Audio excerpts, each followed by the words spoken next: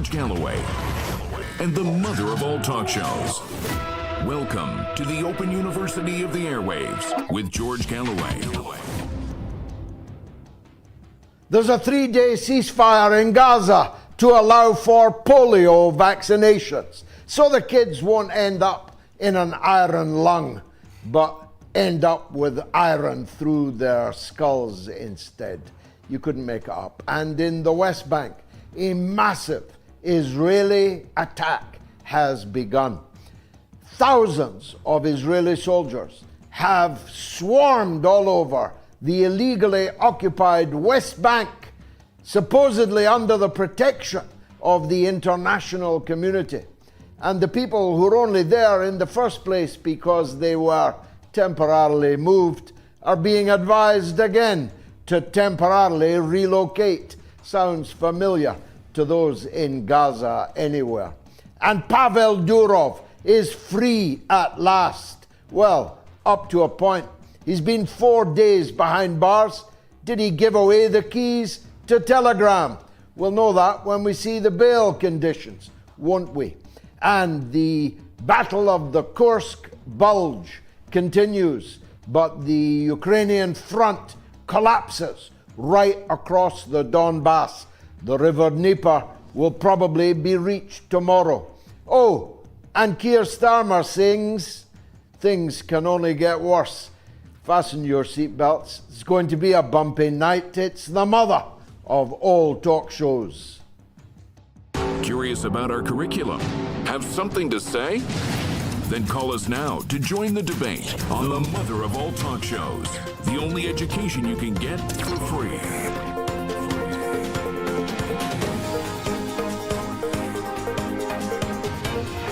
George Galloway, the mother of all talk shows. With George Galloway, the world is our classroom, and you're welcome to sit in and join the seminar.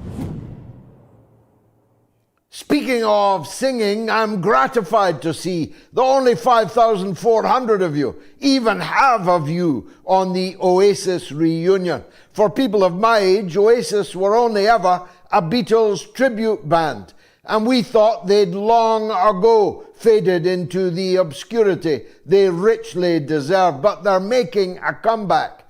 The only thing notable about them is the mulish obduracy of the relationship between the two siblings, Liam and Noel Gallagher. So we asked, it was a pun, will the Oasis reunion turn into another Gallagher brothers fallout? Definitely, or maybe. Luckily, nobody seems to care. Well, our editor's much younger now than he was back then, and he thought it would be a hip and trendy poll to post. Well, he kens knew that that is not true. What do you make of a 3-day ceasefire in Gaza so that the children there can all be inoculated against polio? First of all, it's only happening because polio is so highly contagious that you can't confine it to the Gaza concentration camp, and the spores of it are already traveling in the air, no doubt into Palestine proper, nowadays known as Israel, at least for the time being. I favor the Holy Land myself, though it isn't feeling particularly peaceful or holy this evening. A 3-day ceasefire to allow polio injections. Many of you are too young to even know what polio is. It used to finish you up in an iron lung. It was like a big iron box that you lay in for the rest of your life. It helped you to breathe. People my age have seen polio epidemics in our own country, and we were all given a sugar lump to make sure that we didn't catch it. That sugar lump containing the very vaccine which is now going to be in a 3-day dash injected into every child in Gaza. And then they get back to the Holocaust. They get back to the mass killing of Palestinian children on a scale never before documented in human history. That's an important point to make. It's true that there have been many Holocausts before the Holocaust, and several Holocausts after. And the truth is that in terms of scale, this Holocaust does not measure up to some others, but it's pretty damn big. I've just seen from the legendary Max Blumenthal a scaling up of the Gaza death toll according to head of population in the United States. It would mean the number of people killed in Gaza would mean 6.5 million people dead in the United States of America, and millions more maimed, mutilated, wounded, but this time with absolutely no hospital able to take them in the United States. If you've got the health insurance, you'd at least be seen in a hospital. 6.5 million dead Americans. That's the equivalent, head for head, of the death toll in Gaza. Some people are unmoved. It can only be because they just don't look, because nobody who looks could possibly be unmoved. Unless, of course, they regard Palestinian children as subhumans. And I'm afraid to say there are not a few of those. But whether they'll be moved, whether the so-called international community will be moved about what's been happening all day today in the West Bank, where there's no Hamas, there was no October 7th breakout from the West Bank. The West Bank containing Holy Jerusalem, containing Holy Bethlehem, is now under a rampage, not this time, of dangerous, bedraggled, armed to the teeth illegal settlers. No, this is the official Israeli Defense Force, which is swarming in towns like Jenin, like Nablus. It's swarming through refugee camps like Balata in Nablus, the camp in Jenin, the camp in Tulkarem. They are swarming in their thousands with tanks and armored personnel, carriers, and even military airplanes.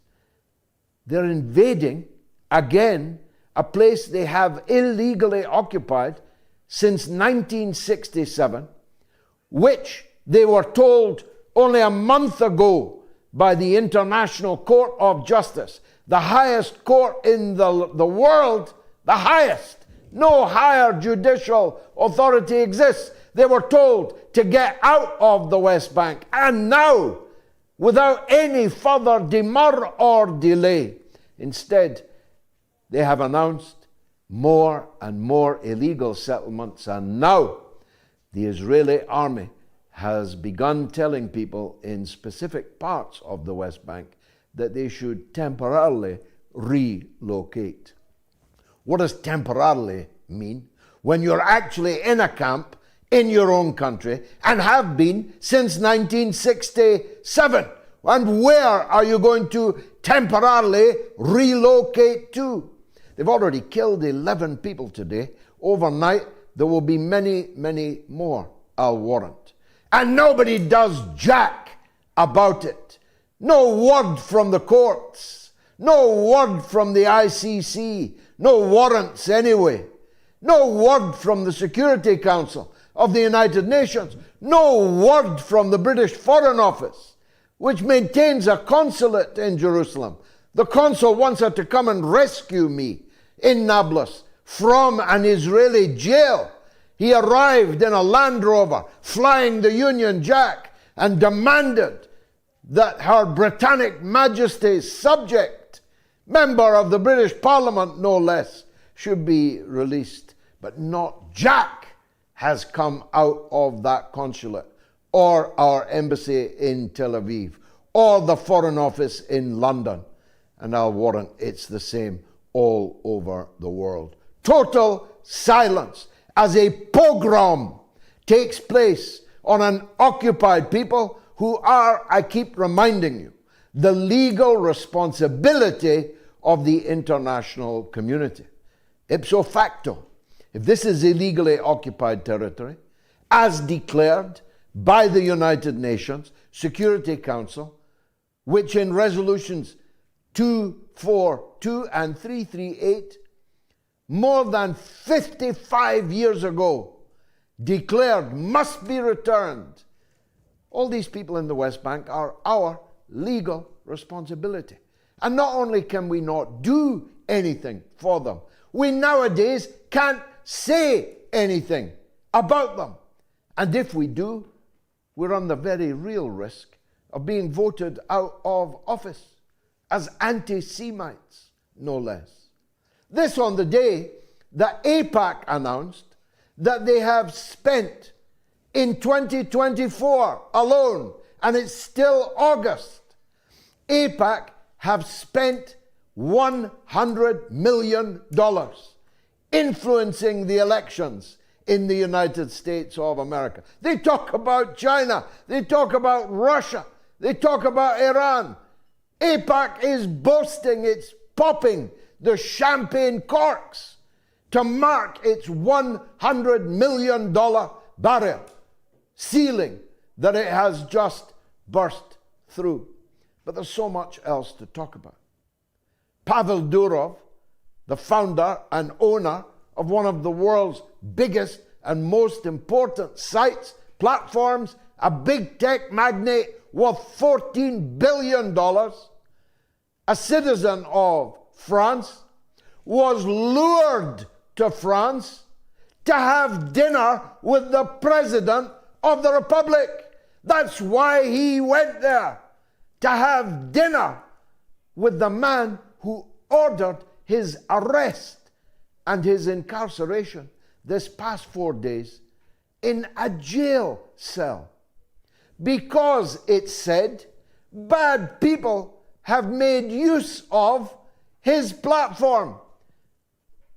Even though Instagram, Twitter, Facebook, and 5 others have more evidence against them of their platform being used for sordid and even illegal practices.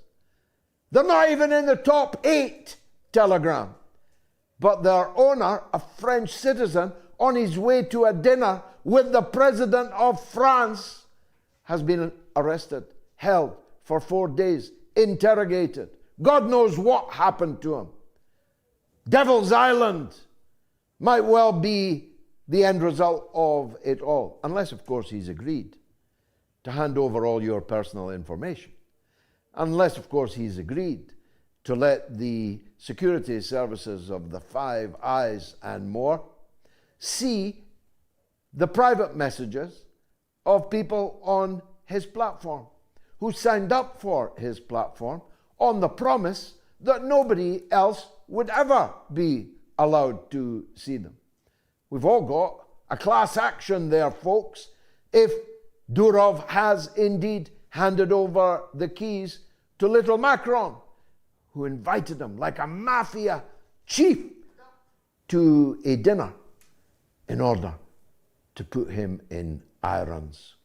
He may, of course, have stood up to the interrogation. He may, of course, be given a bail settlement that allows him to leave the country. We'll soon see. We'll be able to measure it. If the bail is set for a man of $14 billion with his own private jet at a parsimonious level, we'll know that they're letting him go. If the bail is set in the millions, if not the hundreds of millions, and he has to surrender his passports, plural, because of course he's both a Russian and a UAE citizen also. What's this really all about? It's not about the fact that you can view pornography on Telegram. I'm assuming you can. I've never looked for it. It's not about the fact that somebody might be selling marijuana on Telegram. I don't know if you can or do that. I'm not interested and have never looked. But I already know what the real reason for it is. It is for the same reason that they banned TikTok in the United States, because TikTok would not give the United States intelligence a back door into the lives of unsuspecting customers of TikTok. And that's the same reason they've shanghaied the owner of Telegram. Telegram, Elon Musk, Twitter, the banning of all kinds of people from the public square in direct proportion to the influence that they have amongst the public in putting their own point of view forward or in critiquing the view of the Western Empire. Scott Ritter, Richard Medhurst, and so many, many others banned, strangled by the big tech platforms. They don't like it that Rumble will not allow them to do that. They don't like it to the extent France has banned Rumble in the whole country. And the owner of Rumble has had to flee Europe. Imagine. The Garden. Burroughs Garden. People like the owner of Rumble are fleeing from the continent of Europe for fear of the same fate that has befallen Pavel Durov. The protestations over human rights, rule of law, democracy are all so hollow now that nobody even speaks about them. No one in the mainstream media, that's for sure, no one in the mainstream media could possibly defend the wholesale slaughter of our civil liberties over these last couple of years in particular. Nobody could justify what is being done, so they simply ignore the fact that it is happening. Of course, this can partly all be dated to the beginning of the special military operation in the Ukraine. So how's that going? Well, in order to force the empire's treasuries to pony up even more billions, Zelensky staged a PR exercise, the Battle of the Kursk Bulge. He invaded Russia, in Kursk of all places. He sent thousands of troops in to reinforce them, all of whom are now encircled, thousands of whom are now dead, all of whom will very soon be prisoners. They counted on, they said, diverting Russian attention away from the Donbass front into Kursk. But the Russians, it's not their first rodeo, you know.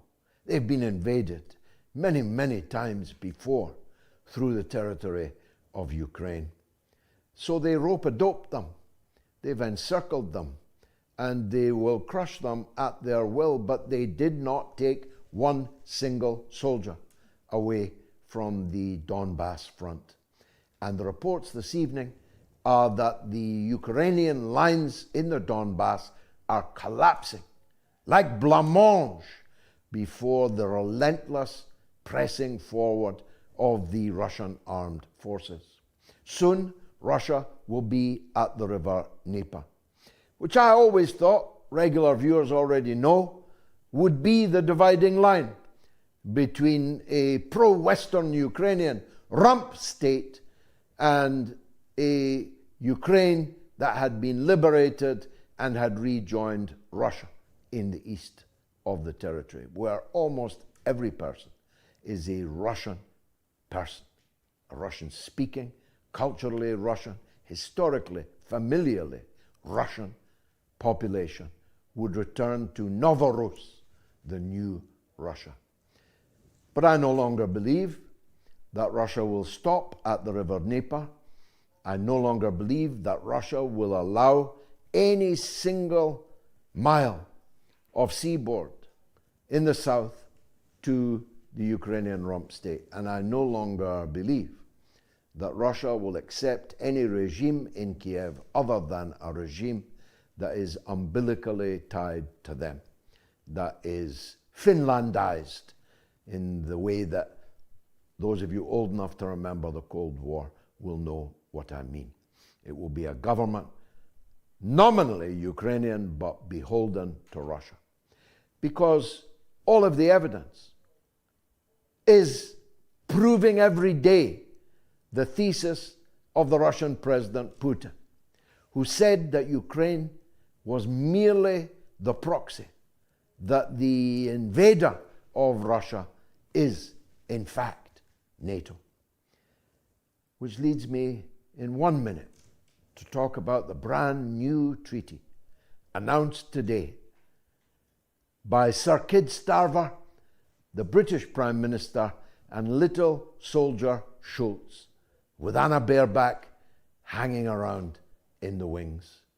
We've got a new treaty, don't you know, with Germany. What could possibly go wrong? It's not, of course, a treaty with Germany. It's effectively a new relationship with the European Union.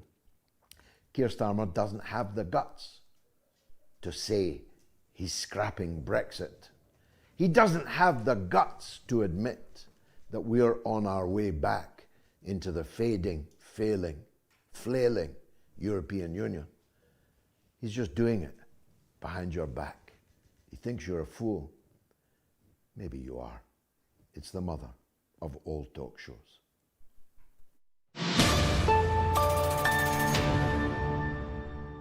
A new dawn has broken, has it not?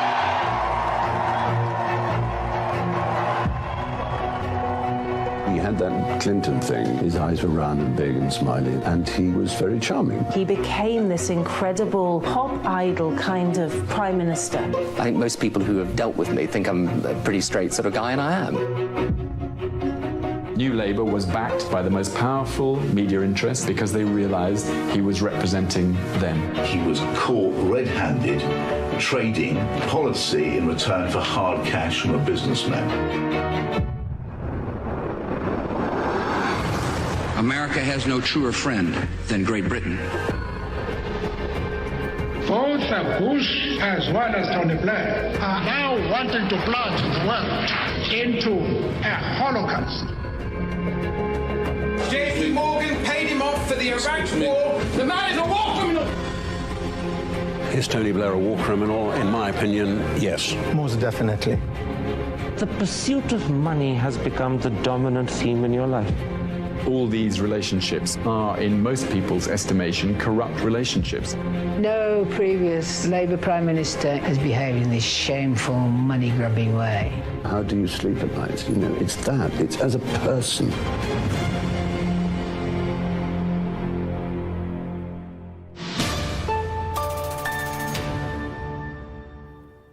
Now you get that film, The Killings of Tony Blair, and my other film, Killing Kelly, free of charge if you support me on Patreon at the cost of the price of a cup of tea per week. I'm hoping that you will do it. It's what is keeping this show on the air twice a week.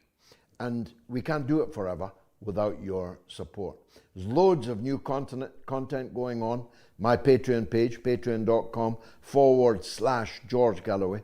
Starting tomorrow, I'm recording a George Galloway history of Yasser Arafat is the first one, but there's going to be dozens, scores, who knows, maybe even hundreds of them.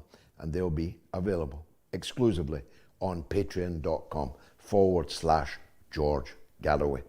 Now, will an Oasis reunion turn into another Gallagher Brothers fallout? Well, definitely, or maybe. Actually, the poll is shooting up now. 6,165 of you have a point of view. I have none, really. But you may. If you want to call the show, it's toll-free in the US and Canada, +1 844 944 3344. It's free of charge in the UK and Ireland, 0808 196 5522. And in the rest of the world is 0044 203 966 2625. Steve Sosebee is one of my personal heroes. He's been our guest on MOATS before. He's the founder of PCRF and HEAL, HEAL, Palestine for Gaza's children.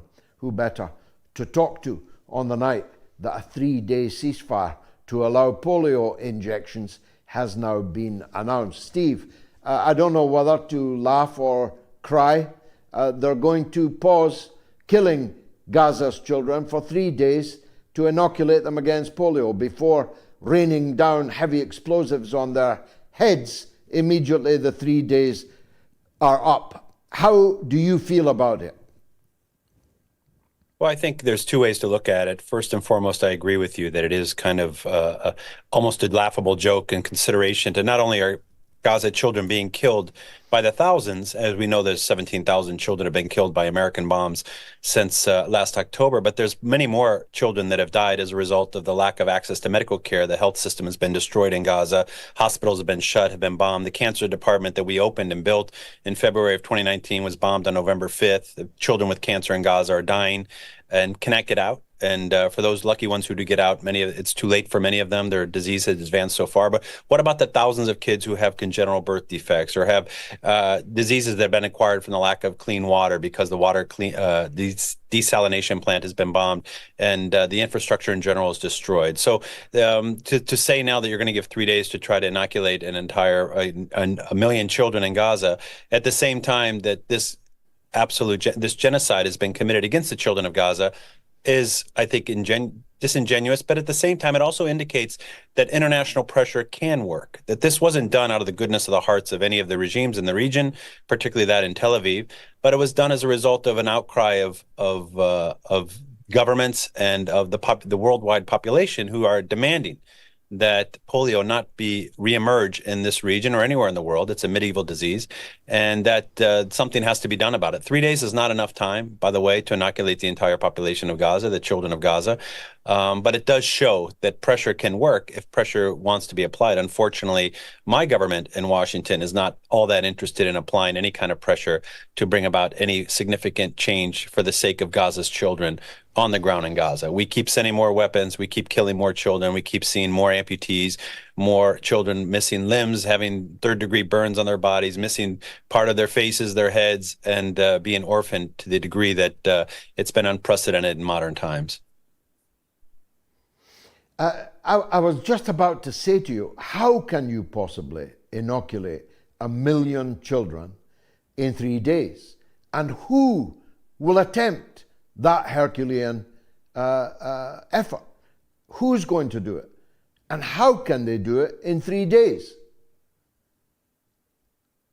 That's a great question. I don't think there's an answer to that. I do know that the Ministry of Health in Gaza, despite every effort to destroy the ruling regime there over the past several months since last October, and even before that, still operates, still functions, still manages to provide some basic health services at the Nasser Hospital in Han Yunis, a few of the clinics that are around. And there are also international organizations, including ours, HealPalestine, which runs field hospitals on the ground there and does provide as much services as we're able to, considering the closure and the inability to get adequate supplies, medications, medical equipment, and other basic services into Gaza. We're still able to provide basic care. Now, is there a plan in place to enable all of these children, the ones in the north, for example, who are living in rubble, living in refugee dwellings, even before October? Obviously, Gaza had 8 refugee camps, but even worse since. Are they going to have is an international agency, WHO, any other UN agencies or the Ministry of Health in Gaza going to be able to reach all of these populations, especially in northern Gaza, where we know hundreds of thousands of people still live and they are under siege and they've been denied any access or ability to move out of northern Gaza? Who's going to reach them? How's that going to be managed? What's the logistics? And how is that going to be recorded and implemented in such a short period of time? I don't believe it can be done. There definitely needs to be more time, more effort, and we need a ceasefire in general. Like 3 days is a joke, right? It's just not a realistic amount of time to do anything on the ground there, let alone try to provide this very important support for the population there undergoing this genocide. You make the point that this is only happening because of international pressure, but I'm hazarding a guess that the danger of polio spreading through the barbed wire is sufficiently great that the Israelis don't fancy a polio epidemic amongst their own children either. Oh, there's no question about that. Polio doesn't know borders. It's not going to be stopped by a barbed wire, by a wall, by any kind of border or barrier. First, certainly self-interest has a significant role to play in this, but I do know that there was a huge amount of international outcry. The fact that polio is coming back and it's starting to kill and cripple children in Gaza. What I wish, and I think all of us wish, is that the bombing of these children, the killing of over 17,000 children, and many more of them still who've lost their lives, but their bodies have not been recorded or recovered because of the rubble and the destruction, in many cases blown to smithereens and never to be seen again. We wish that that had been enough to cause there to be an international outcry and to put an end to this genocide. Not to say that this 3-day period is going to result in anything other than hopefully getting some children inoculated. But we would hope that the bombing and the killing and the genocide that's been committed since last October would have been enough to put an end to what's been happening in Gaza. It's not.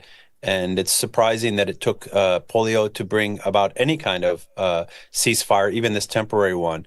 And it wasn't something more significant, which is the mass killing and suffering and displacement and starvation of 1 million children in Gaza that has been taking place in front of the world's eyes. And that wasn't enough to cause an end or bring enough political pressure on the Americans or on the Israelis to put an end to this. You say it's not stopping. In fact, it's now escalating. The West Bank is this evening in the grip of a mass assault, invasion, re-invasion by thousands of Israeli soldiers. The people in Gaza are, just like the people in the West Bank, the responsibility of the so-called international community. Ipso facto, if they're illegally occupied, and that's been the settled view of the whole Security Council for more than 50 years, ipso facto, the people in that illegal occupation, held by it, are our responsibility. Have you heard anybody say anything, let alone do anything, about this new pogrom in the West Bank? No, of course not. It's being overshadowed by what's happening in Gaza. I lived in the West Bank, have lived in the West Bank, continue to reside there for the most part for over 30 years. And what we've seen in the last few weeks and months is the kind of escalation that has never been seen before, which is the use of airstrikes on very small and deeply populated areas like the Jenin refugee camp. There was an airstrike in Tulkarm which killed several people, including children, on the August 22nd, and displaced over 80 families. Again, that's something very similar to what we've been seeing in Gaza, but this is the West Bank. This is quite a different environment for the Israelis to be employing F-16s and aerial bombardments and the kind of military power and strength and mass killing that we've seen in Gaza over the past many months and even years. We've not seen that in the West Bank. Traditionally, the form of killing, and they've done plenty of killing in the West Bank, has been through the use of Israeli soldiers, snipers, and in some cases tanks, but not air attacks. We see something quite different today, and I think that's a reflection of the change in Israeli government, where you have very extreme ministers who don't see the West Bank as any different from Gaza, and it isn't. It's all Palestine. But the use of military force there, being willing to use F-16s and this kind of indiscriminate violence on an occupied population has not been seen before in the past. And this is a very disturbing trend moving forward in how the Israelis are going to try to quash any form of Palestinian resistance in the future. You know, even just a decade ago, or maybe 20 years ago, and I'm sure 20 years from now, this conversation we're having will seem particularly surreal. And the fact that we're having it, and we have to have it online, because they'd never have it on the BBC, they'd never have it on NBC, ABC, MSNBC, or any of the alphabet soup of the American broadcasting networks. It is actually quite surreal.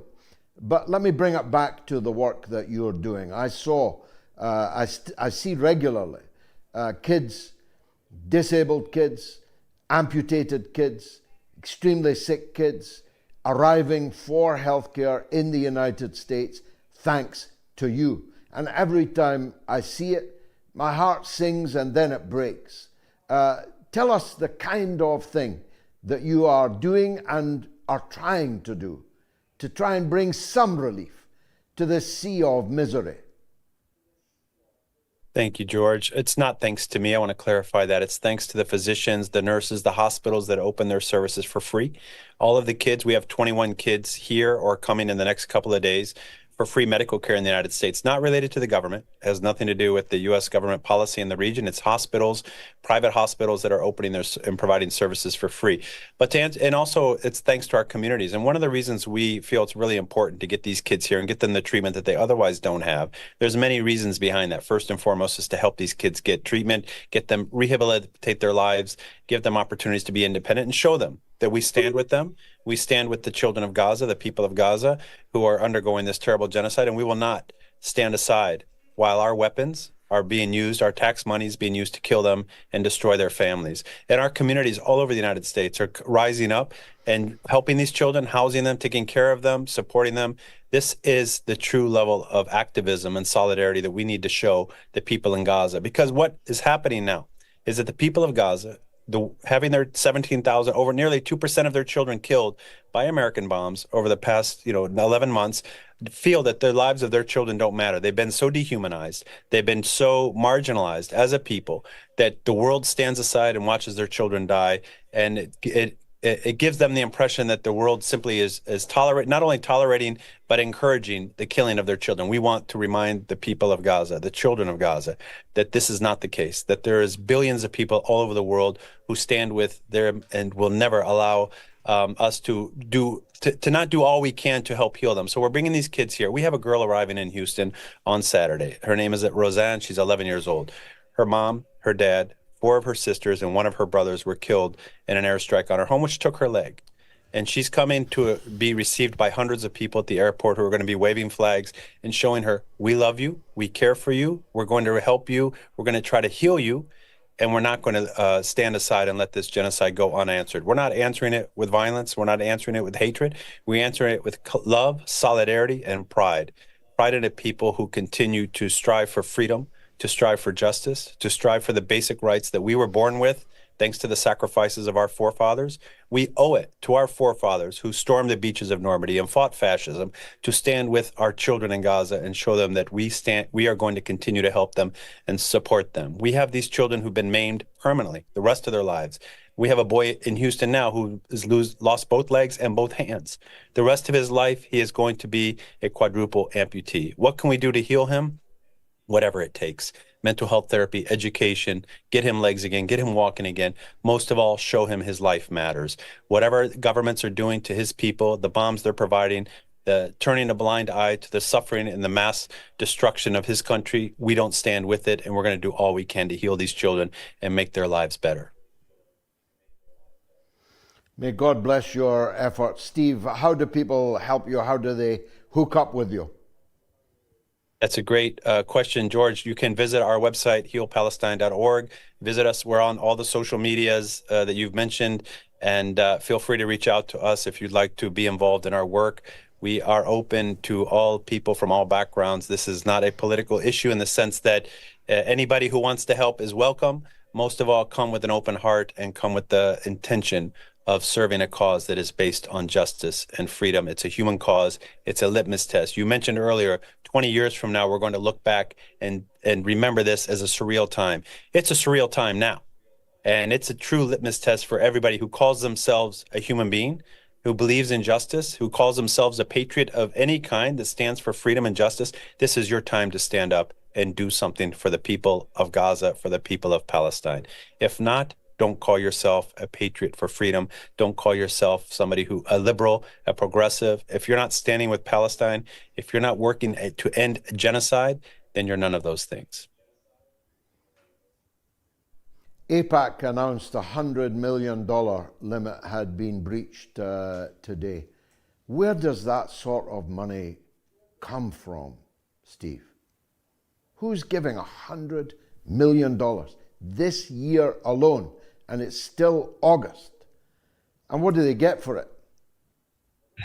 Well, what you get for it is a political class in the United States who don't dare to criticize the use of our weapons, the 2,000-pound baby buster bombs being used on tents, on refugee camps, on schools, and killing the family of a child like Roseanne, who I mentioned earlier. They don't dare utter a single word about that. But I want to say one thing, which we've seen in this country and we've seen it all over the world. Our young brothers and sisters from the Jewish community in the United States are standing up. They're getting arrested. They're protesting. They're making their voices heard. And we respect that, and we acknowledge that this is not an issue about Judaism. It's an issue of humanity, and that there are millions of Jewish people in the United States, in Europe, and all over the world who are outraged by this genocide and are willing to sacrifice and demonstrate and let their voices be heard. And we respect that, and they are with us. They are our brothers and sisters and comrades in this struggle, and until freedom is achieved for all people in Palestine. Steve Sosebee, may God bless your work always. Thank you very much indeed for joining us again on the mother of all talk shows. I was going to say a few other lesser words, but after that interview, I'm just going to take a quick break. Stay with me. I'll be right back.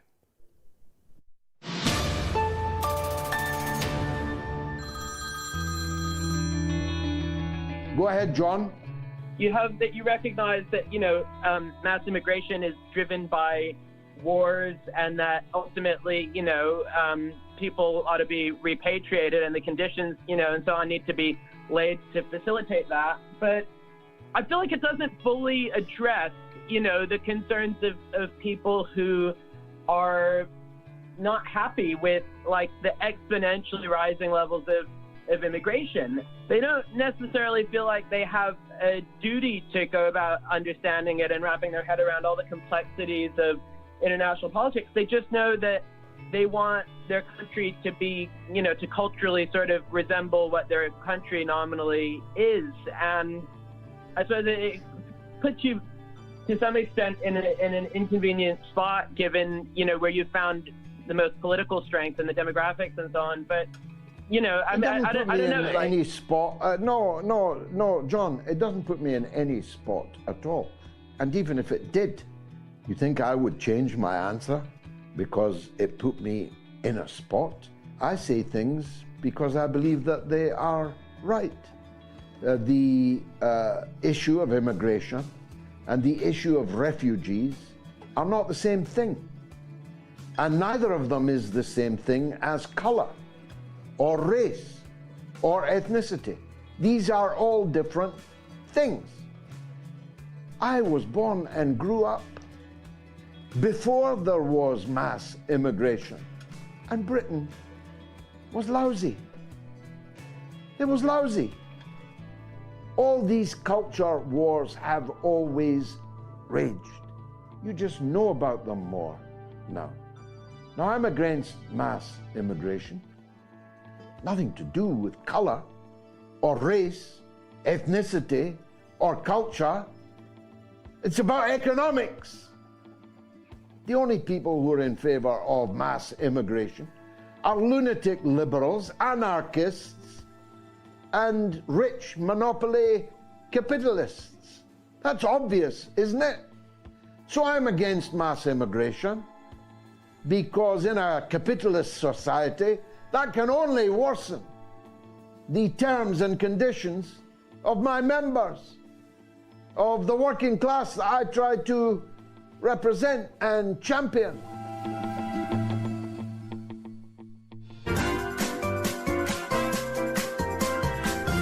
You are listening to the mother of all talk shows with George Galloway.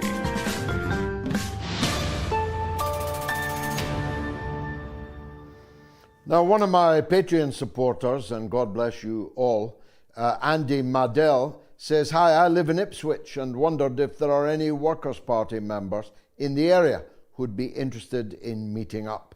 Thank you." Well, I'm sure my friends at the centre will take note of that, Andy, and anyone watching from the Workers' Party, whether you're yet a member or whether you just voted for us. Please get in touch and say whether you are in the Ipswich area and if you're ready to meet up with Andy. The Workers' Party are standing in 3 by-elections at the moment. The first 2 up are in London Fields, in Hackney in London, in the Harrow Road ward, in the Ladbroke Grove area, Harrow Road, that whole block, if you like, from Paddington up. where our national election coordinator is standing. Hossein Shafi is our candidate there. And we're now standing in Lochee in Dundee, which is the very parish in which I was born. I saw the light of day for the first time in the Lochee ward. It was an Irish area then, known as Tipperary, and it's been a long way from Tipperary for me, but our candidate there, John Reddy, I last spoke to him when we were 16 years old, and I spoke to him last night to congratulate him on being our candidate there. I have not seen him, therefore, for more than half a century, but I'm going to come up and do a public meeting in support of John Reddy, our candidate in the Lochee ward, in the city of my birth in Dundee. The election is on the 3rd of October in Dundee. It's before that, I think. I'll get you the dates in Harrow Road and in London Fields. Phone numbers, again, it's toll-free in the US and Canada, +1 844 944 3344. Free of charge in the United Kingdom and Ireland, 0808 196 5522. And the worldwide number, 0044 203 966 2625. First up is Grizzly Dave from British Columbia in Canada, but on Palestine. I told you, this is the Global University of the Airwaves. Dave, welcome.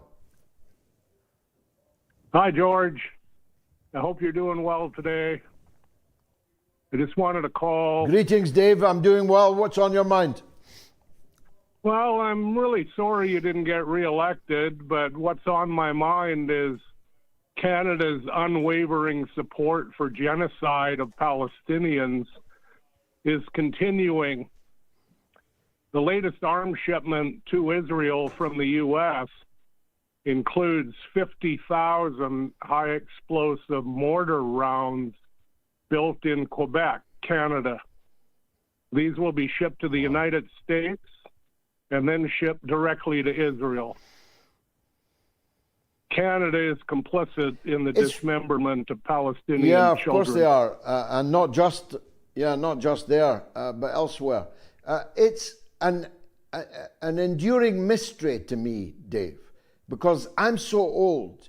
I remember when Canada was widely regarded across the world as a nice country, the kinder, gentler North American country, the country that we wished the United States was.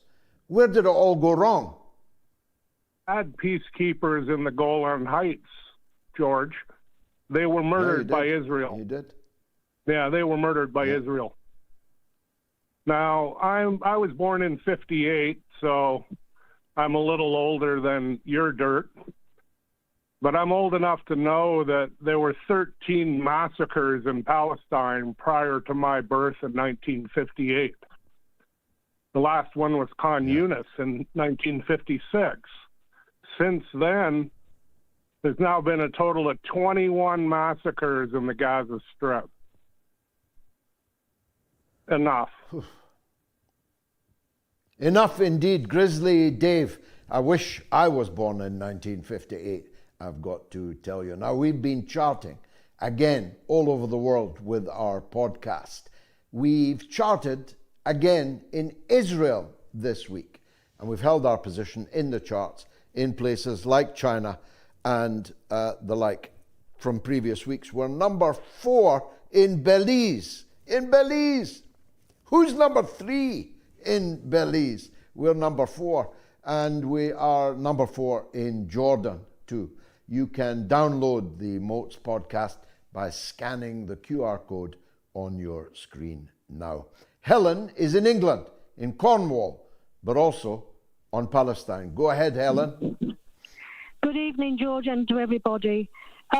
With reference to your first guest, Steve, what he's doing, there was some months ago on the UK government website a petition which was running for several months to allow Palestinian children to come into England and to be looked after and receive medical treatment. But unfortunately, our government has not allowed this, and the petition is now ended. There was a debate in Parliament on it, Helen. There was a debate in Parliament on it. I spoke in it during my brief re-entry into British parliamentary politics earlier this year. And the then Conservative government turned their hard faces against even the kind of children the US are allowing in for private medical treatment funded by the community in the HealPalestine project. So Joe Biden's letting them in, but the then Conservative government refused. And many Labour MPs were also in that debate, denouncing the hard-faced Conservatives. And guess what, Helen? Since a Labour government was elected 50 days ago exactly the same policy obtains. No Palestinian child, however horrifically injured, and who could be treated in Britain at zero public expense, they're not going to be allowed in. It's really quite unfathomable to me, Helen. Sickening. It's sickening. It truly is. And it's sickening, but it's also difficult to understand. Why would you want to be so wicked? What do you gain from such levels of wickedness? Unless, I tell you why, steeped in blood so far, they cannot go on or o'er. They're stuck in the middle of the river of blood. Last word to you, Helen. Well, I think they're devils. I think, I say it to a lot of people, these world leaders are absolutely evil. They just don't care. And we've got to keep fighting. It's not easy, and I think some of us were holding our breath a couple of weeks ago with the retaliation with Iran promising to retaliate and do something. We thought this might end the war, but it hasn't happened. So I rest my peace with you, George. You're doing everything you can by having this show and allowing people like the wonderful guests, and we have to keep praying for Richard Medhurst to be able to speak freely on behalf of these wonderful people. And I say, God bless Palestine and all the Palestinian people. Long live Palestine, and they will. One day we will face our judge. We will face our Lord Jesus. We will face him, and he will say to every single one of us, what did you do for me? What did you do for the innocents? And many will be sent to hell. That's all I will say, George. Good night to everybody. Amen. Amen. What a wonderful call. And it was indeed a wonderful interview with Steve Sosebee. I think it will live long and travel far. At least it ought to. Let's stay in England. Eastham and Asif on a Live Aid for Palestine. Go ahead, Asif. Yes, I remember, George, when I was young, back in 1985, Bob Geldof held this massive concert for the starving people of South Africa. He got to, Live Aid concert on two continents, in the UK and over in America. And I'm just thinking, where is Bob Geldof now? Why don't we have a Live Aid for Palestine? Well, first of all, Bob Geldof and his good friend Bono are on the other side. It wasn't for South Africa, it was for the Horn of Africa. I was involved in it at the time. That was my job at the time. And there were many differences. First of all, it was easy because of Cold War politics to take a stand on the famine in sub-Saharan Africa in 1984-85.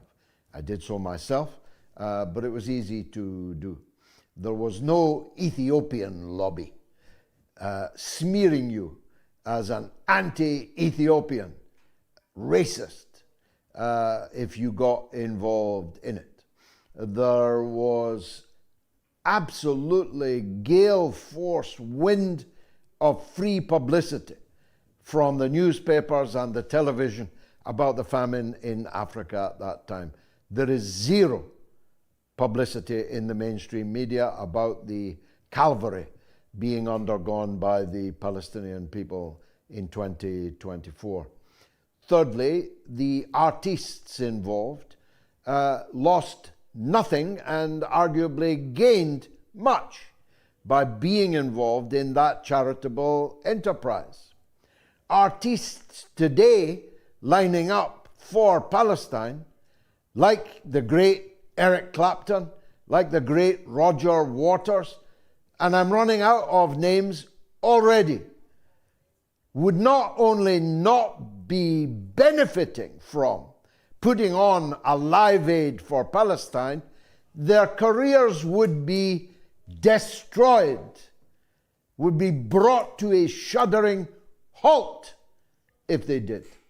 So I'm afraid none of the conditions which made possible the Live Aid phenomenon exist over Palestine. Indeed, quite the contrary. Thanks, Asif. Comments. Alina says, thank you so much, Steve Sosebee. God bless you. My thoughts entirely. Shug the Hoop Dog, 1888, says, massive to Steve. God bless you, brother. A true human being, indeed. Kestrel says, hero, Steve Sosebee and company. Respect. Suzanne Burrell, I just went to his website and will donate. Everyone should do that. Sultana Bati says, wow, Steve is absolutely amazing. Angels do walk among us. Amen. Hamid is on the line in Iran about the Middle East. Hamid, what's on your mind? Hello, George, and thank you for having me on your program.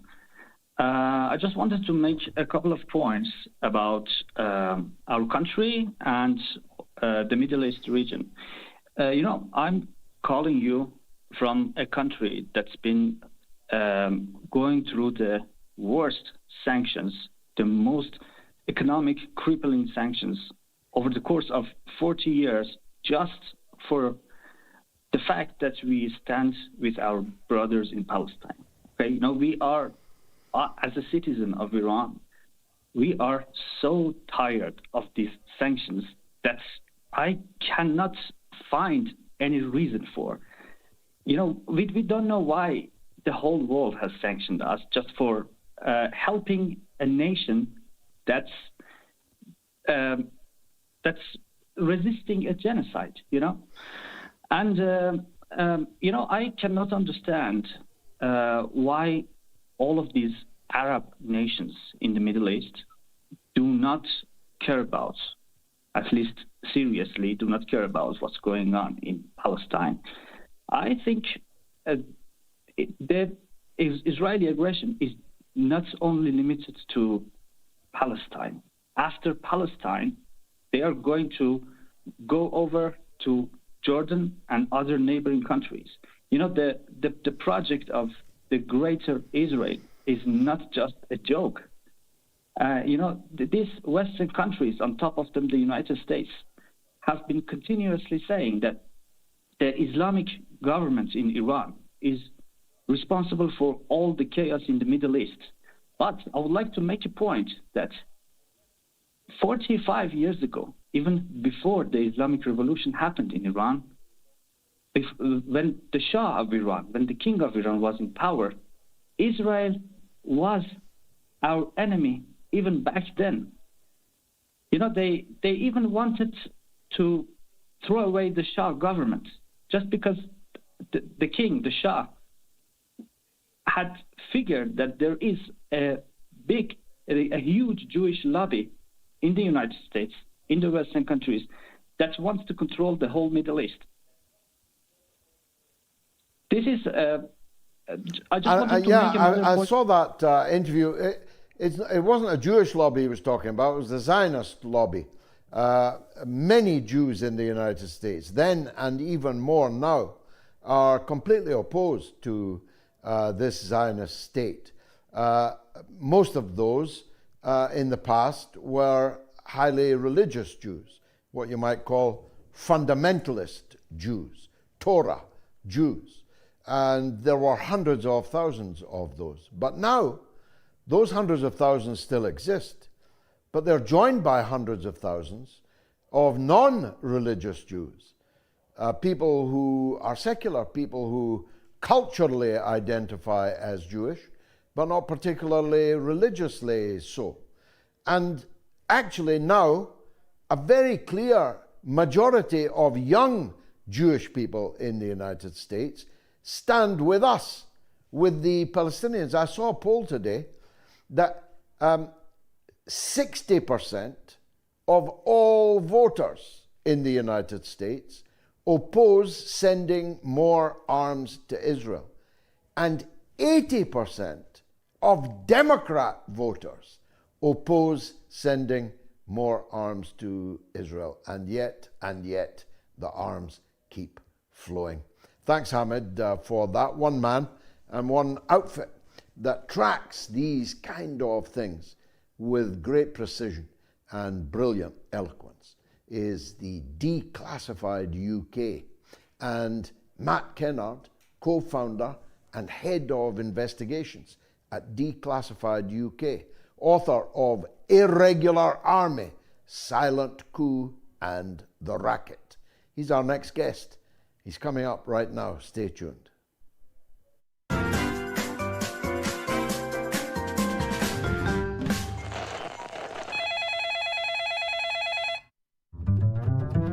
There's a group of people in Twitter who are daily posting discussions about Gaza, Lebanon, what's happening, news updates, aid for Gaza, and trying to enlist the help of Jordan and France and any other regional entity that will help get more aid into Gaza and all of Gaza, all of Palestine, for everyone who suffers. So I want to request that everyone who is listening to this go to your local council meetings and peacefully request that their representatives at the local levels do this, because it works.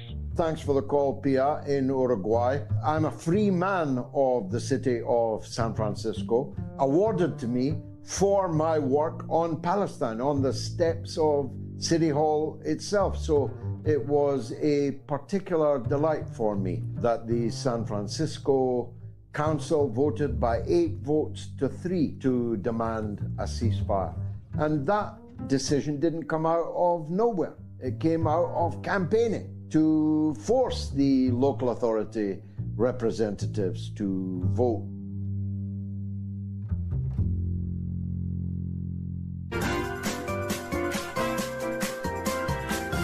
You are listening to the mother of all talk shows with George Galloway.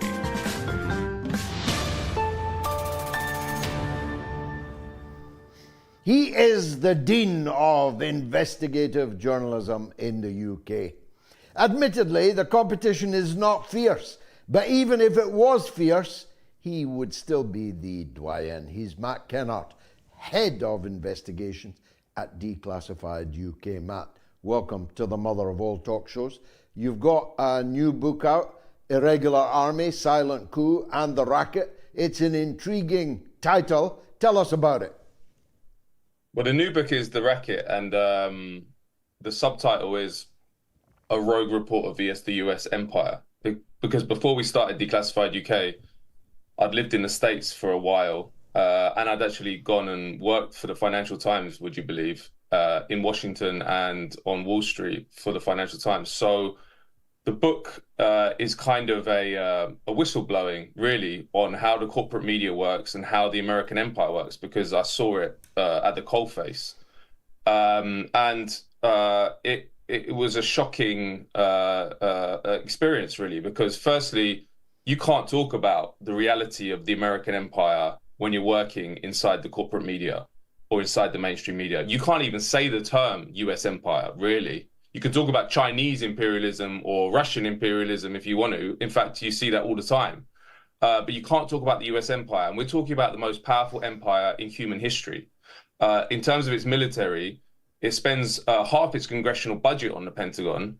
Its military budget is equal to the next 10 countries combined. It has bases all over the world, 800 of them that we know about. There's many more that we don't. It has special forces in every country. I think it has officially has troops in 132 of the 190 UN member states. So it's everywhere. And it's the governing dynamic of international relations, the power of the United States. From every issue we could talk about, from the genocide in Gaza to trying to overthrow the government in Venezuela, everything has the handprints of the US empire, but you can't talk about it. It's a silent empire. So what this book seeks to do is to expose the reality of the American empire and expose the ideologies which justify it. Because the US empire, like every empire before it, has a whole narrative which is fed to the population, which presents it in a way that's like, well, firstly, that it doesn't exist, or when they do have to defend it, it's benevolent or benign American power, when of course it's not. What American power is about expanding American corporate interests and expanding American geopolitical control. And you've seen that since the start. And the book opens actually in Haiti, because the Financial Times sent me to Haiti soon after the earthquake in 2011. And that was an unbelievable catastrophe. 300,000 people died in one moment, basically. And Haiti obviously has a long history of US interference. They took on the imperial role after France. And what I saw there just was exposed this contradiction between what we're fed about US power and what the reality is. Because what they were doing in Haiti was imposing what Naomi Klein calls a shock doctrine. You know, that the US empire basically wants every country to be open to a US corporate power, to open to US investment. And if you're not, we'll take you out. And in Haiti, they've been trying to basically turn Haiti into a sweatshop for many, many years. And what I saw on the ground there when I went there after the earthquake was that they were using that disaster to impose this this system and this neoliberal system. Basically, they wanted to turn it into a sweatshop. They opened a whole load of special economic zones. This kind of development model, which what it means is that you have little poles of economic activity. So these little special economic zones where corporations can come, don't have to pay any taxes. In fact, sometimes get paid to even come. And then you have some jobs within these little zones, but outside you just have a barren wasteland. And that's replicated all over the world. I mean, there's also a chapter on Palestine as well, because I went to Palestine actually before I started the Financial Times with the International Solidarity Movement, but I also did journalism when I was there.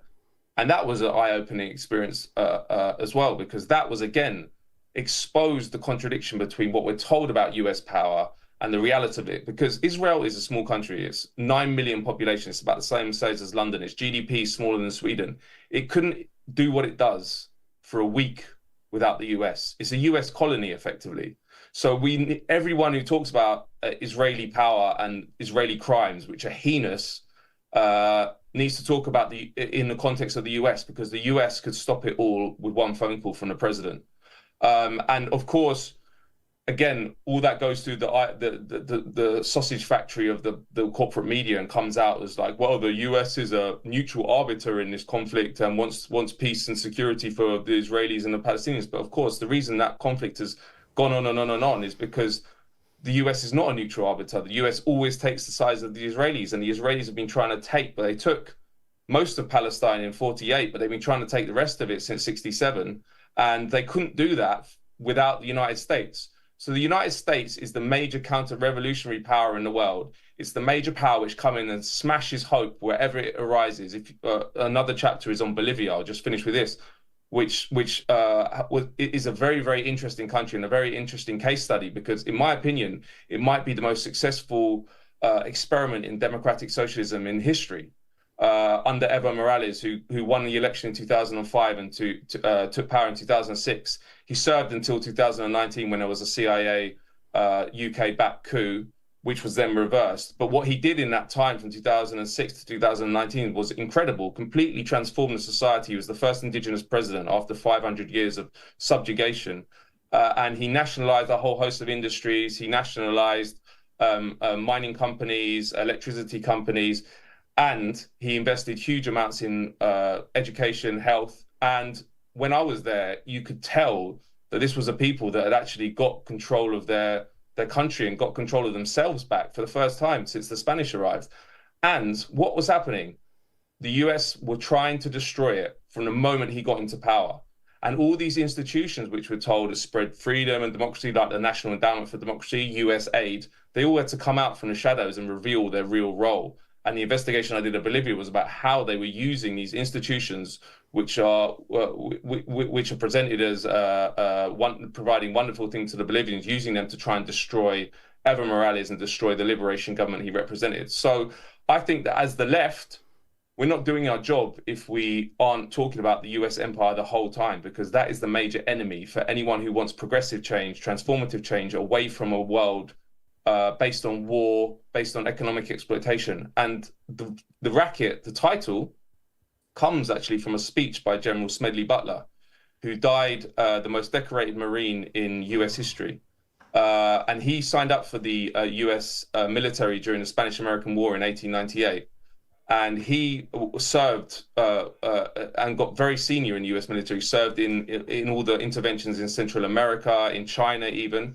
But later on in life, he had an awakening and realized that everything he'd been told about who he was defending when he went to these places like Honduras or China or El Salvador, he was told, and he told the people there, we're defending US national security and we're defending our homeland. But he realized actually what he was doing was defending US corporate interests. He said he thought he was going there for positive reasons, and then came back and realized he was there for Brown Brothers Bank in New York. And he said, I was a high-class muscle man for big business.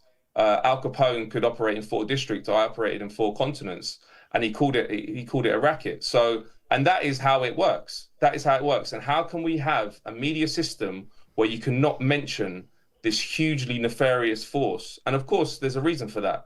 These corporate media outlets, these mainstream media outlets, are very, very close to power centers in the UK, in the US, and our establishment gets rich off this system, and they don't want it exposed. They want to project this idea that it's all benign and benevolent, because when we start understanding the truth, when the global population starts understanding the truth, we can take it down. And I think, I'll finish with this, Gaza has exposed it like never before, because we have been live streamed a genocide for 10 months, the most heinous, disgusting, disgraceful crimes we've probably ever seen in our lives.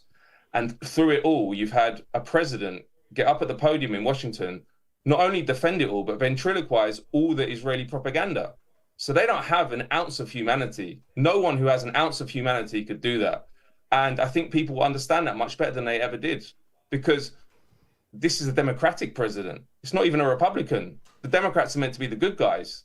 And yet Biden has got up and just supported this genocide, which he could stop with one phone call. And people who are not political, not like me and you, not understand or not have a history of reading about this stuff, are looking at their phones, seeing kids' heads be blown off, and then seeing this guy that they've been told is the leader of the free world stand up and defend it for 10 months. And that is having a societal-wide impact, in my opinion, that will not go away. It's out the box now. People understand that US power is not benign, it's not benevolent. It's a bloodthirsty, it's a brutal, and it's an extremely powerful global system to ingratiate and enrich the American elite and their allies. Well, where does that leave us then? Where do we fit into this racket? We spent 150 years roughly as just as savage, given the technology that existed then, but pound for pound, just as savage, subjugator of the world in the British Empire. And we were still doing it even after the Second World War in Kenya and Malaya and other places. Where are we now then? Are we just the tail of the American dog? Well, it's interesting you asked that question, because before we started Declassified UK, as I said, I mostly focused on the United States, primarily because it is the most powerful country in the world, and what happens and decisions made in Washington have huge impact. And I thought that the UK was not a big player in the imperial system. I now understand that it is, because the empire never died. The idea that the British Empire was decommissioned after the Second World War and into the 60s is not true. And that is a major propaganda narrative that's put out by the establishment and also the liberal elite as well, because they, if you go on mainstream media, you can talk about imperial crimes in Britain's history, but if you start talking about contemporary crimes, there's no way you're going to get on the BBC and stuff. But our role, basically, the handover was after the Second World War, and effectively the UK became a junior partner to the US. But it became it still had an integral role, and it retained actually overseas territories, as we know, and the way that the UK can make itself useful to the US empire is to open them up and basically make them US facilities, like Diego Garcia in the Indian Ocean, Cyprus, which we retained, got independence from Britain in 1960, but we retained 3% of the landmass of Cyprus, which we still own, and turned it into a massive intelligence and military installations. And in fact, a lot of the work I've been doing over the last 10 months has been about the role those bases have played in the genocide in Gaza, because the US can operate freely at RAF Akrotiri, which is the main airbase there, and has been flying weapons to Israel using RAF Akrotiri.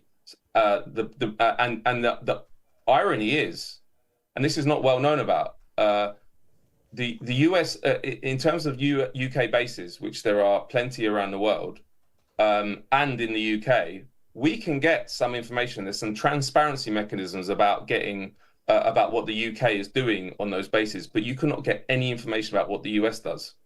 The UK government says we don't comment on allies' activities on our bases, which means that UK bases all around the world and within the UK operate as black sites for the US. So you can see how useful that is to the United States government. The other thing is about the control of UK politics, because we talk about the Israel lobby, which is very powerful here and has many different facets, and basically has infiltrated both the main parties. But the US lobby and the US presence in Britain is much, much bigger and sort of outscores everyone, because we're actually militarily occupied by the United States, you know, which is, again, has never been mentioned, the figure. So I did a story about how many US troops were here. There's 12,000 in the UK, over 12,000. Wow. And that's not including intelligence, which we're not allowed to know about. The NSA runs GCHQ Bude, which is a major intelligence installation in Cornwall, which was exposed by Edward Snowden. But CIA has a massive base at RAF Croughton. All these places, we're not allowed to know numbers. We're not allowed to know what the US is doing, and that's the service we provide. And obviously, you cannot have an independent foreign policy or be a sovereign country if you're occupied to that degree by the intelligence and military services of a foreign country. So it's impossible to move. And obviously that's reflected in our political system. If you look at the Labour Party, which is the main focus of the CIA's efforts since the Second World War, because they own the Conservatives, they don't need to worry about them. It's the Labour Party which is a worry, and they've put much more resources in. If you look at the US influence within the Labour Party, it's huge. You know, I don't know if you've heard of the British American Project, but this was set up during Michael Foot's leadership of Labour when they were worried about what they called an anti-American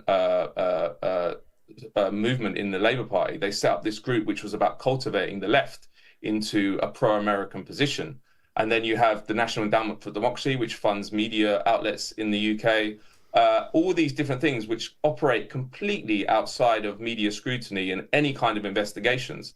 And that's because journalists take their cues, they take their priorities from the state, and the state doesn't want them looking into US interference. What they want them to look into is Russian interference, which does exist, but is on a much, much, much lower level than American interference.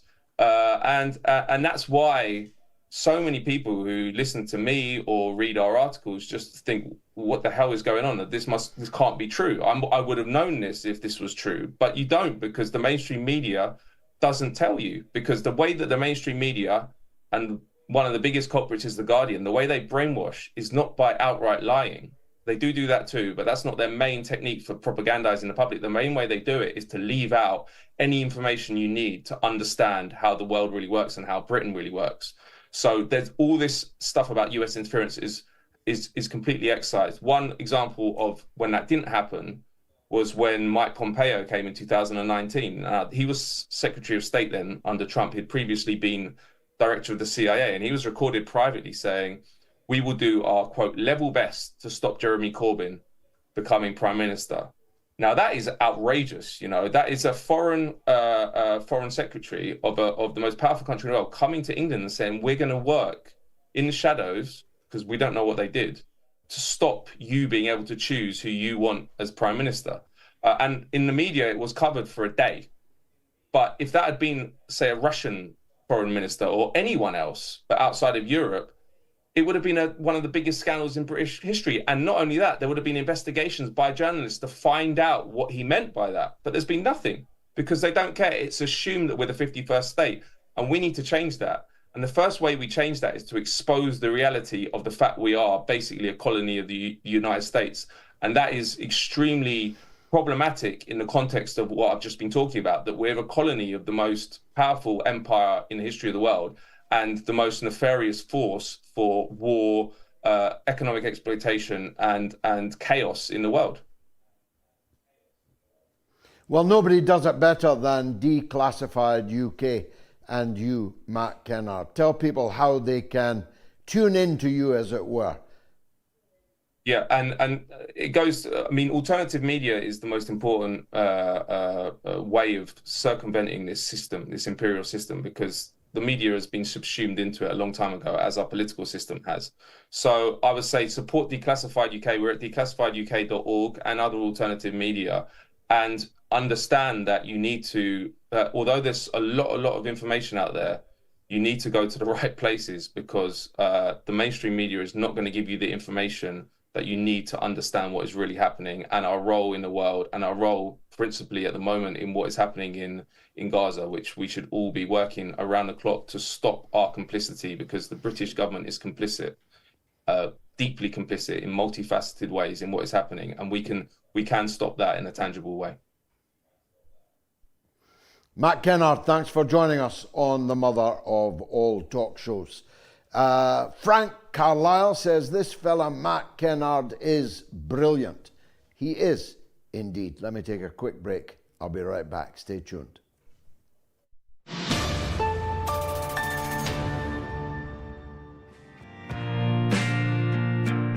I discussed with Mr. Jeremy Corbyn on the telephone, and I have told him that I am now going to announce that I, the Workers' Party, and I believe millions in the country, call on Jeremy Corbyn to launch a British version of the new Popular Front.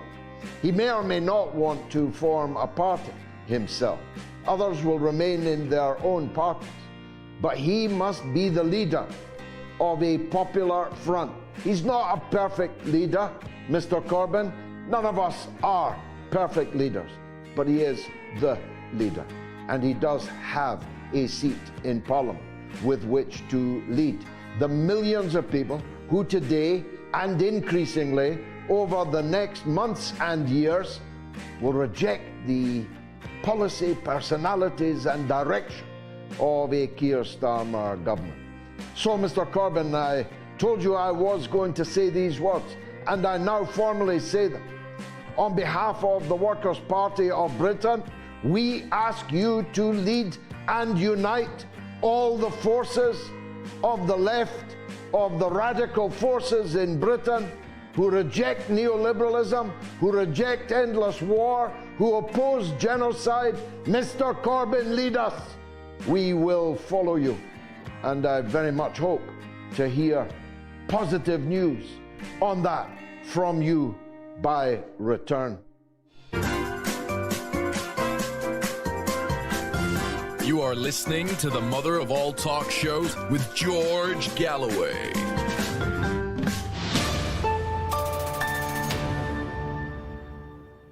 Well, I was telling you earlier what a pair of dickheads the Gallagher brothers are. They are the core of Oasis, which reforms tomorrow, I think.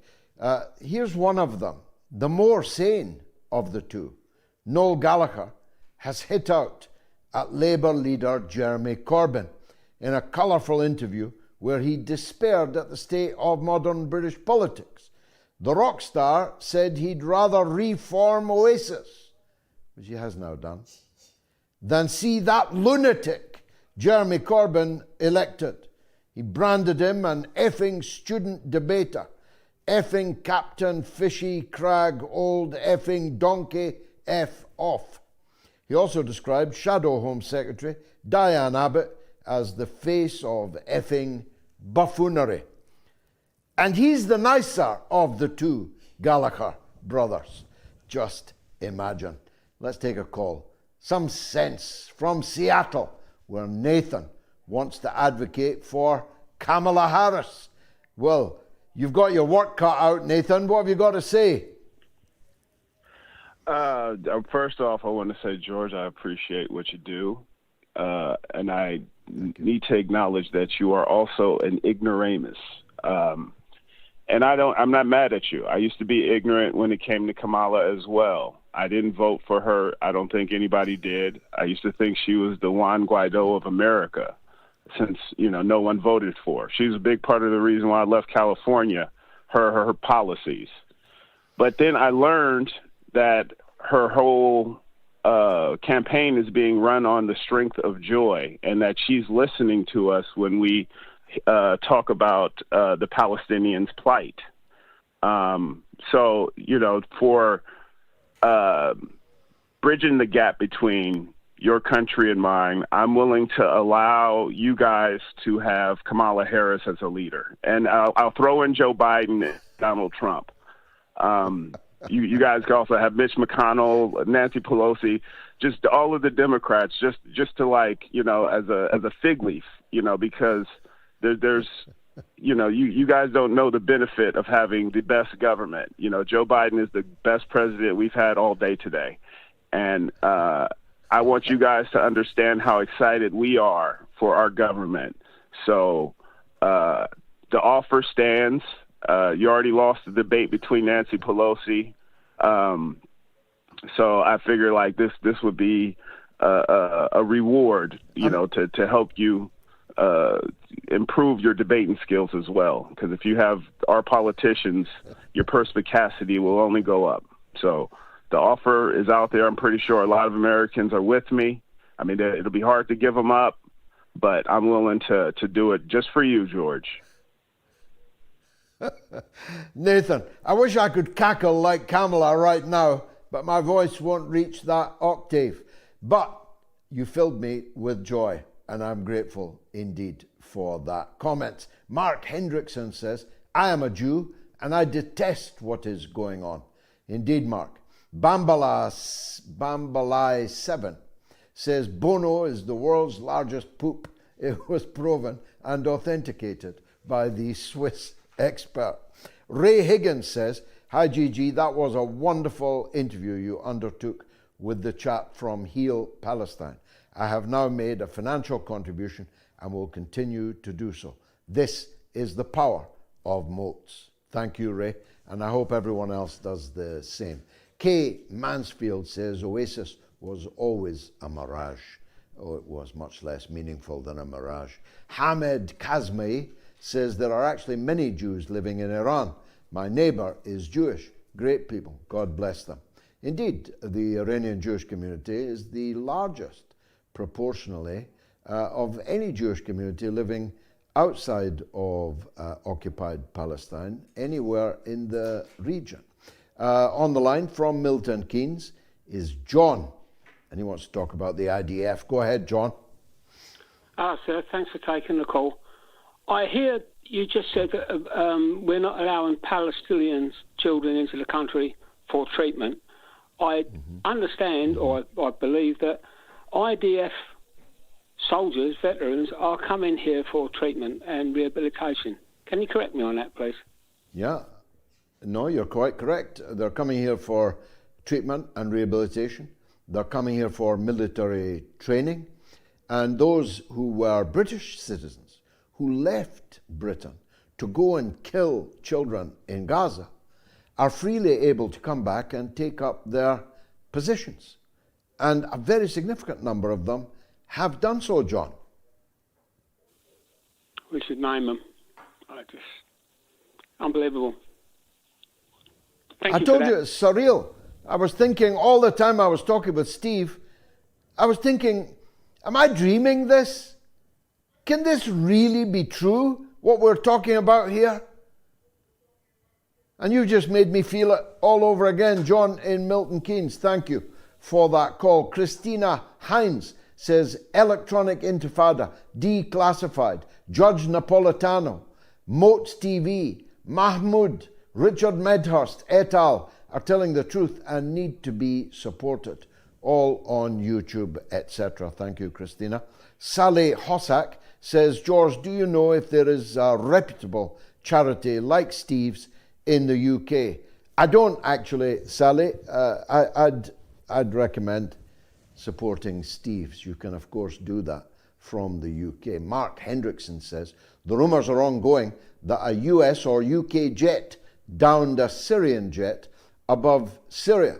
Well, I know that a jet was brought down over Syria today, and I saw the parachute of the pilot who was not found, and I've seen the wreckage of the F-16.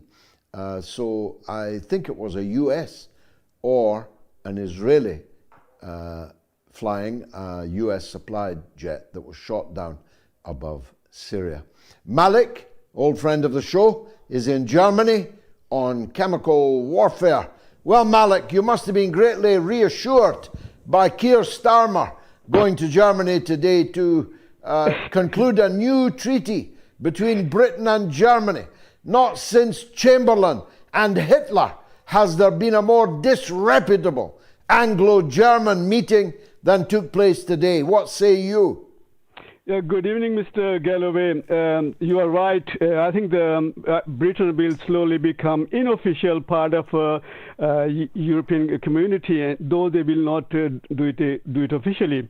What I wanted to say was that it is now they have made Gaza look like a moon landscape. They have moved on to WestBank, and though millions of people are traumatized, are sick about the genocide, but it looks that USA and his friends UK and Germany have decided that it is time to take the name Palestine off the map of the world, and there's nobody is going to help the Palestinian, and we stay there helpless. But my question was on the chemical and biological warfare. In the past, we have had a lot of talk about such topic, and they used also supplied by Germany. Iraq used it against Iran, and it was used in Syrian. And I heard that there may have been some chemical attack in Kursk recently. But my question is that instead of this breast thumping and threatening with using nuclear weapon, why don't they talk about or want to talk about or use chemical and biological warfare? Thank you. Well, they have talked about it, but nobody is listening in the mainstream media. The Russian spokespeople are talking every day, and Putin every week, about the kind of weapons that are being used. The Zelensky threatened today to fire on Moscow and St. Petersburg, a very important target, presumably the Kremlin, with British missiles, which Britain has already green-lighted. Their missiles being used by Zelensky to fire inside Russia, which must include the Kremlin.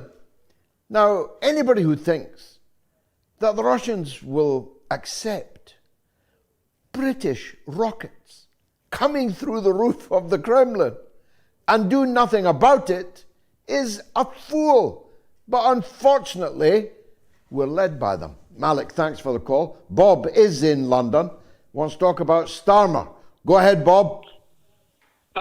Mr. Galloway, how are you? And thank you for taking my call. I told Welcome, you that brother. before. Go ahead. Many thanks indeed. I told you that before, George. I want you to put your hat in the ring, because we are dealing with the most dangerous prime minister since the end of the Second World War. I saw him today with what you call it, a little Olaf show, and two little men as well, talking very, very dangerously. Very dangerously. Yeah. And you are the only man. I spoke to many friends of mine and other. You are the only man who can save this country. He's a dangerous guy. And well, that's kind of he you. said, well, and I did offer myself, Bob, but although we got the best part of 250,000 votes, we didn't win any seats, including my own. And so I will not be the Prime Minister. The march of time, in any case, makes that vanishingly unlikely. But we're fighting back. If you're in London, please help our campaign in either London Fields in Hackney or in the Harrow Road constituency in Ladbroke Grove. If you're anywhere near either of those, come out and help us make an electoral breakthrough. 60% of all MPs start out as elected councillors. And we are determined that our 250,000 votes will turn in over the next 4 years until the next general election in the election of significant numbers of councillors. So please, Bob, do that. Christina says AIPAC and their associate Israeli lobby in the UK use their wealth to promote candidates in elections who are puppets for Israel and use their wealth to spread smears about people who stand up against genocide. Christina, I could show you my scars. Failing at it says, please talk about why the UN are pretending to be unable to stop this. Article 5 is right there. And Shug the Hoop says, what about having a workers' party in sunny Glasgow? We have a workers' party in sunny Glasgow. That I can assure you. And we're about to have one in Lochee in Dundee also. Let's go to Colchester in England. Chris is on the line on the polio in Gaza. Go ahead, Chris. Hi, George. Yeah, just on a side note as well, personal opinion, I think Oasis are the most overrated band in history. They did a couple of very good albums. Totally. Yeah. A tribute band. A Beatles tribute band. Well, yeah, and the Beatles, they changed. A pound shop version of the Beatles. Yeah, 100%. It's just from an article a few years old now from the Associated Press. The UN was talking about a polio outbreak caused by the vaccine, the oral polio vaccine in Sudan. So I'm just a bit worried that would happen in Gaza. I mean, the Israelis, they won't let food, electricity and water in, but they'll let vaccines in that could cause an outbreak itself. It's a bit dodgy, I think. Well, I think the only reason they're doing it is because polio spreads beyond barbed wire. And they are afraid that polio will begin to afflict their own children. But you're right to flag up the double standards, the hypocrisy of that, and also the potential danger of it. But vaccines killed polio. I mean, I lived in the time of polio, and it was a clear and present danger. It was every parent's nightmare. And children, you could see, I've seen many children in metal calipers on their legs, disabled in various ways, and in only 10 years before I was born, in the iron lungs, in the wards full of iron lungs in the United States. I've still got the vision in my mind. The polio vaccine killed polio, and as long as it's not contaminated, we must pray that this one kills it in Gaza. Eve is in Florida, but on the Ukraine and the Middle East. We are the global university of the airwaves. Eve, welcome. Hello. Yes, thank you for having me on your show. I wanted to talk about the the UTI problem of United States. I don't mean the urinary tract infection. I mean you like Ukraine, T like Taiwan, and I like Israel. This is the big problem of the whole United States. And I want to talk especially about Ukraine and Israel together. Because I think that what Netanyahu is telling the American is that he say, you know, you have a president which is not responsible, and it would be a great time to do a tactical strike, a tactical nuclear strike on Iran, because you will achieve two goals. First, we would not have to commit genocide, because if you kill the head of the snake, there won't be any more Palestinians, and also you will get your credibility back. And that's what basically Oren wrote an article. He was a former ambassador to the US of Israel, and it's essentially what he said. Now, on the Ukrainian side, it's a bit the other way around. Zelensky doesn't have a nuclear weapon, but his only hope, if you think of it, is to trigger a nuclear war. And I think his idea was that if he can attack the nuclear power plant of Kursk, then that will necessitate, the Russian may think that that's worth a nuclear attack on Ukraine, and then therefore NATO will come in. So basically, the Israelis are telling the Americans, you know, a nuclear weapon, it's okay now. It's finished to be scared of it. Use it in Iran, and like that, it will be not so much of a threshold to use in Ukraine. That's what I wanted to say. Of course, I recognize the peril of all of that, Yves.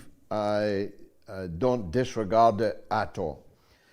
But on Iran, if Israel fires a nuclear weapon at Iran, I promise you, Iran will give them a nuclear weapon back right up their jumper. And there's 80 million people in Iran. There's 8 million people in Israel. So anyone thinking that they can launch a nuclear weapon at Iran better believe that Iran is also a nuclear-armed power. Secondly, the danger of an attack on the Kursk nuclear power plant, which of course would be the equivalent of a nuclear weapon being exploded inside Russia. It would be Chernobyl to the power of 1,000 or 10,000. If anyone is crazy enough to contemplate this, it is, of course, Zelensky. But it would be answered by a nuclear strike back by Russia on Ukraine. There would be no more Ukraine. And then NATO would have to decide if they were going to get involved in a thermonuclear exchange of weapons with the Russian Federation. I'm not sure any of the pygmies in power in Europe today is strong enough to contemplate that. That's my current standpoint, my current view. Other views are available. Jack Klugman, great name, says, Perfidious Albion. Although I did enjoy the British Museum, where everything they stole for 400 years is available under one roof. That's the only reason the pyramids are still in Egypt, because the British Museum wasn't big enough to steal them. Frank Carlisle says, this fella, Matt Kennard, is brilliant. And Michael Foot was thrown out by MI6, as was Harold Wilson as Prime Minister. And Rusty 2007 says, growing up in the 70s and 80s, Ian Drury, RIP, comes to mind regarding polio. I wish I'd remembered that, Rusty. I knew Ian Drury, and he was indeed a polio victim. Dave is in Oregon on the Democrats. Go ahead, Dave. Yeah, hi, George. First of all, I wanted to thank you for your long career in supporting Gaza. We've been following your work for like 20 years, and it's really amazing, and thank you for that. And we thank you, bro. We were so discouraged, and we were so discouraged after the Democratic convention, wondering, we thought, okay, maybe Kamala Harris will be different. But it turns out it's going to be more of the same or worse. And we were surprised to see that Netanyahu didn't even lighten up one bomb during the convention to even show any support for Kamala. So that tells you what he thinks of the Democratic Party. And so we're totally discouraged. And we're thinking that we have to take a different tact. We've been demonstrating, but maybe we should be demonstrating around the Chinese embassy or around the Chinese consulates here in the U.S. because nobody else seems to have, I know you've mentioned about the Chinese recently, nobody else seems to have what it takes to move forward on these very serious situations. Wonder what your thoughts are on that. I think that would be unfair on China, but I hope that China hears the voices of people like you and people like me. On my latest Have It Out with Galloway, I spoke about this. I spoke about it on MOATS on Sunday past, and I'm increasingly speaking about it. China is the hope of the world, and we are crying out for someone with the power to do so, to come to the aid of the Palestinian people. I think the best way to demonstrate right now is to be out campaigning for Dr. Jill Stein to be the next president of the United States. First of all, that will make it much less likely that Kamala Harris will be successfully elected. She doesn't deserve to be, however much joy she seeks to exude. But the most effective campaign you can do now on the eve of the official beginning of the American presidential campaign is to vote and build up the vote for Jill Stein, the only Jewish candidate in the race and the only supporter of Palestine in the race. My good wife is here in the studio. It's Gayatri with the social media roundup. What's rattling, Gayatri? Tonight we're talking music. You kicked it off with the poll, with the, shall we say, unpopular poll music about Oasis. Yeah, okay. It's because it's Oasis. Oasis just doesn't seem to have attraction. Even I had to think twice about it. So the Bakerman says, I said to my soon-to-be 18-year-old daughter about the great news that Oasis is coming back together. And she said, it's the Gallagher brothers. Make sure you buy an early concert ticket rather than the one of the later ones. Well, actually, to be honest, it will be a big success. They'll sell out. It'll be good for them. It'll be huge. They'll fill every stadium except Manchester City Stadium, because that's never full. Alan says they'll just have to roll with it. Get it? Get it. Get it. Yeah. Definitely, maybe. And Dylan Thomas says, who cares? Not me. Now back to the infanticide and slaughter of women and men in Palestine with World War III on the horizon. And we did move on to that. We did move on because your caller raised the Live Aid for Palestine. This kicked off a whole conversation online about who actually is a pro-Palestinian artist and whether such an event could be put together. So I asked immediately on the back of that call, give me some pro-Palestinian artists. Here they are. Pulp, Bikini Kill, Elijah, Roger Waters, of course, Dua Lipa, Massive Attack. They have just had this wonderful concert in Bristol with this huge Palestine flag behind them, massive, illuminating. And Motaz Azaiza, the journalist, the brave journalist from Palestine covering Gaza, was there on stage with them. And at that concert, the founder, the singer, called Rob Denaya, he said that they used to perform in Israel, and that they saw firsthand the apartheid system at play, and they experienced racism towards the black members in their band. So from that point on, they themselves decided not to return on their own volition.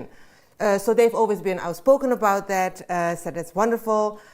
From my own country of birth, we've got Fresco and Appa, who are fantastic rappers and have dedicated a lot to Palestine in their music and outside of it. We've got Macklemore, of course, who is an American artist and has, of course, is now known for his iconic song called Hins Hall. Saint Levant, this is a very interesting one. He was born in Jerusalem to French-Algerian mother and a Serbian-Palestinian father. Wow.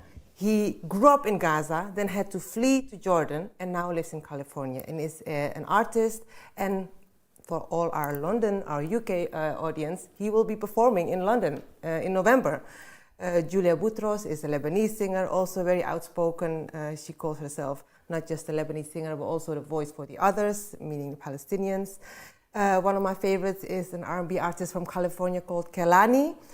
She has made a whole video clip completely dedicated to Palestine, covered in Palestine flags and the kafia. It's wonderful. She's wonderful.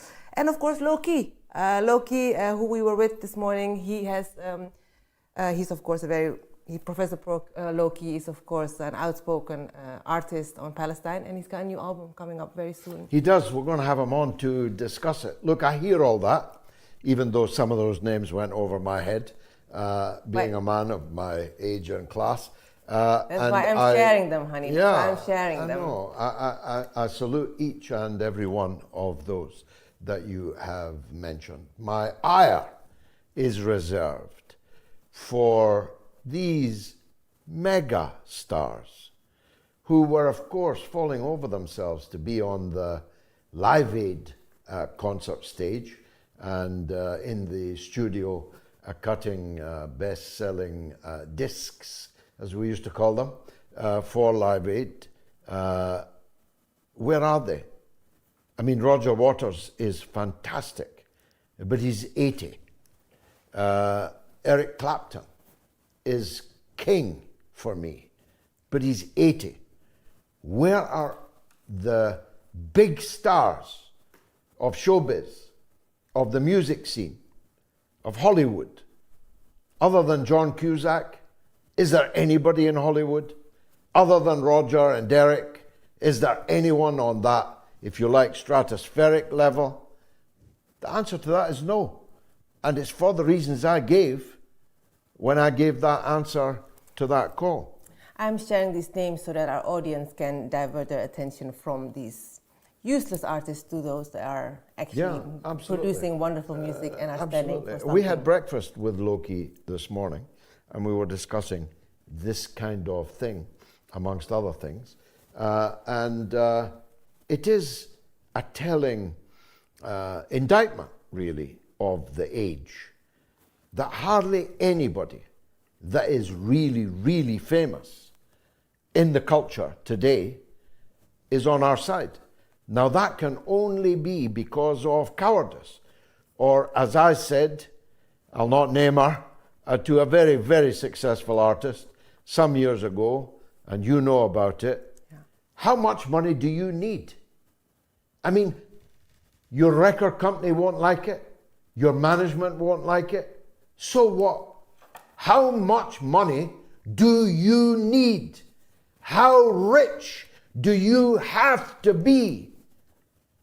And yet you're still prepared to spit in the eye of the Lord?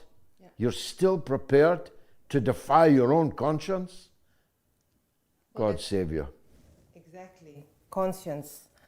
How much is your conscience worth? And what will happen on the Judgment Day? We had a very powerful testimony from our guest.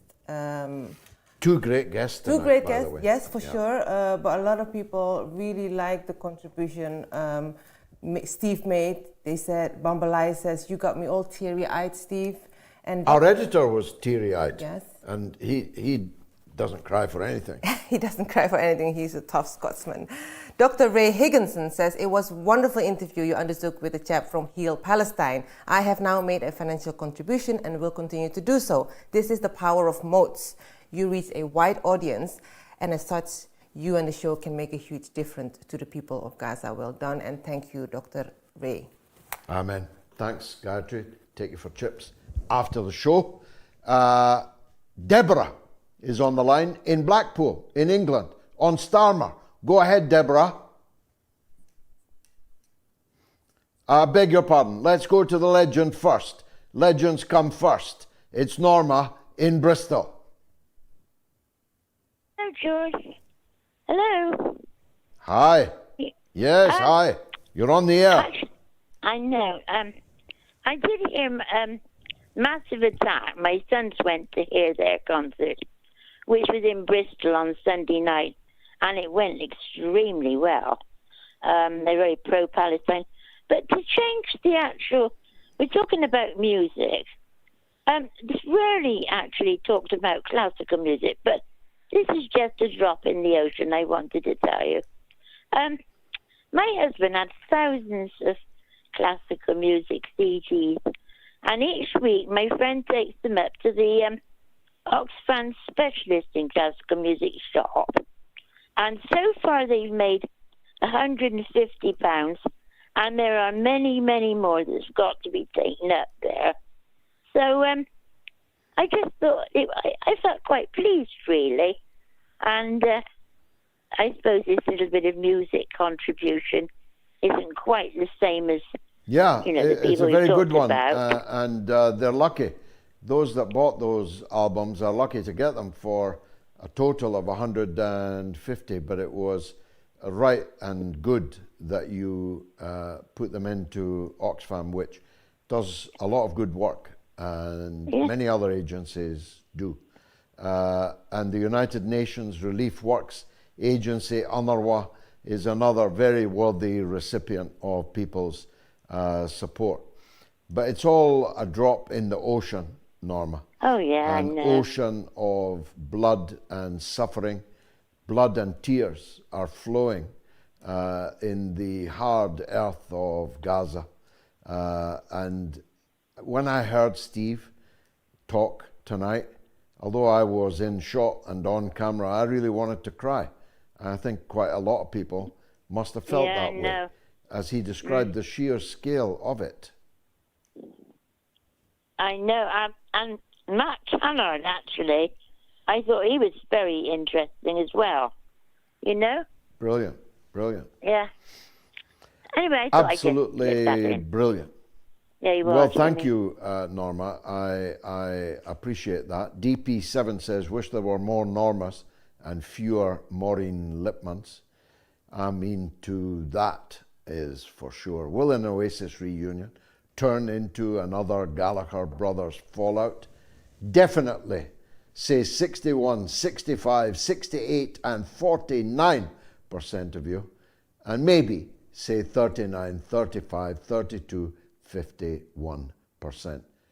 The truth is, I don't give a damn was probably the winner of that poll, which is a lesson to our editor, who's going through a kind of late life crisis, because he's past midlife, a late life crisis of imagining that in this great big world of ours, with all of its problems, Liam and Noel Gallagher are anybody's priority. So I thought it was a great show. The two guests that we had tonight and the caliber of the callers that we had tonight were extraordinary, and I thank the MOATS team, the editor downwards, for putting that show on. I'll be back, God willing, of course, on Sunday with the mothership. We don't know what the situation will be in the world by then. The US say an Iranian attack on Israel is imminent. But then they've said that before. Let's wait and see what we wake up to, if we wake up. Good night.